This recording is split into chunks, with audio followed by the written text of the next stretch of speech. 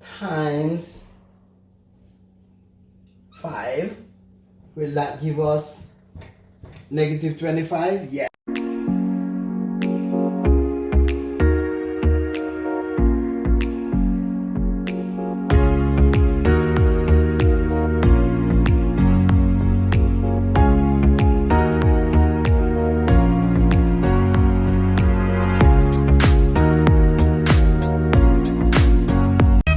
Teacher, I beg you ring the bell. Teach your children, teach them how to spell. In this lesson, my focus is on factorizing quadratics. It is my hope that this video will motivate and be an inspiration for those who want to improve their mathematics skills. Remember to like, share, and subscribe. And most importantly, hit that notification bell so that you can be notified whenever I post any of these videos. In the first quadratic, now guys, the objective here is I'm factorizing, as I indicated, using double brackets. So what I want to find here are factors of 15, negative 15, such that when I multiply them, I'll get negative 15, while at the same time, if I add these two factors, I will get a negative 2. We could go ahead by listing a few factors of 15. 1 times 15, will it give me negative 15? No. Two same signs will give me a positive when multiplied. Let us try here. Negative 1 times 15 will give me a negative 15. What will it result in a negative 2? No. Let us try 3 times 5. Will it result in negative 15? No. Let us try negative 3 times 5. Negative 3 times 5 for sure will result in negative 15. But if I add these two values, will it give me a negative 2? No.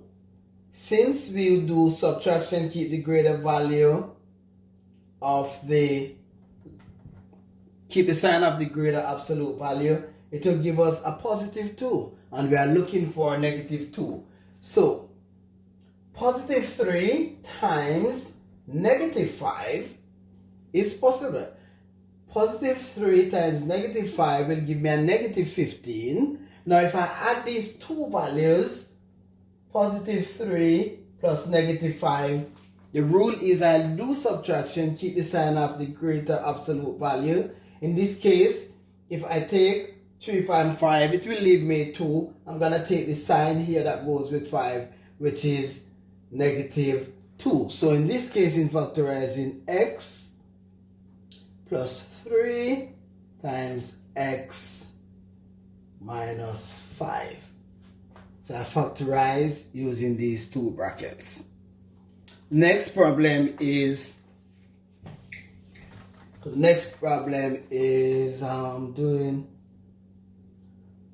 so I want to find factors of 18 such that when they are being added, it will give me a negative 11. Let us go ahead and list a few factors here. 1 times 18 will give me 18. Negative 1 times 18 will give me a negative value, so that is out.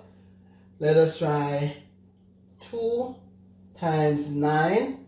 2 times 9, guys, will give me a positive 18. But when I add these two values, will it give me a negative 11? No. Let us try negative 2 times 9.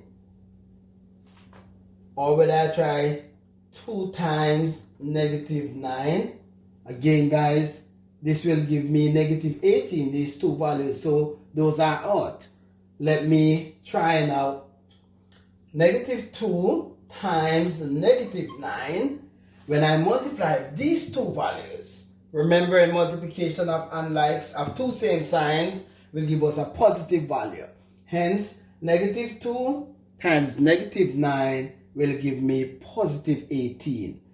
When I add these two values, negative 9 plus a negative 2, it will result in negative 11. In factorizing, it will be x minus 2 times x minus 9.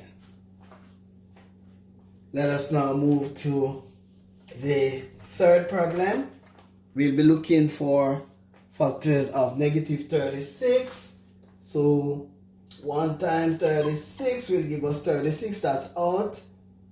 Negative 1 times 36 will give us negative 36, but when I add them, will it give me a positive 5? No. Let us try 2 times 18. For sure it will give me 36, but not negative 36. Negative 2 times 18 or positive 2 times 18. If I multiply these two, that negative 18, it will give me negative 36. But when I add any of these two values here, will it give me a negative 5? No. Let us try. Let us try here.